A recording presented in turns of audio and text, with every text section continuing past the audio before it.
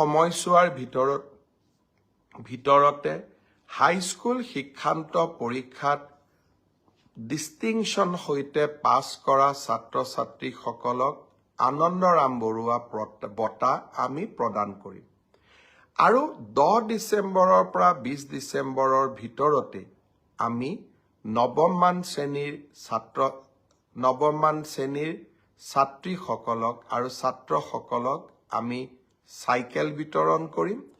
আৰু ঠিক একেধৰণে উচ্চতৰ মাধ্যমিকত সুখ্যাতিৰে উত্তীৰ্ণ হোৱা ছাত্ৰ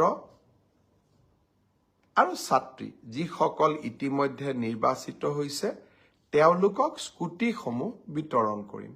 অৰ্থাৎ 10 ডিচেম্বৰৰ পৰা 20 ডিচেম্বৰলৈকে আমি সকলোৱে ব্যস্ত থাকিম আৰু সকলোকে এই আঁচনিসমূহৰ লাভ দিবলৈ আমি যত্ন কৰিম।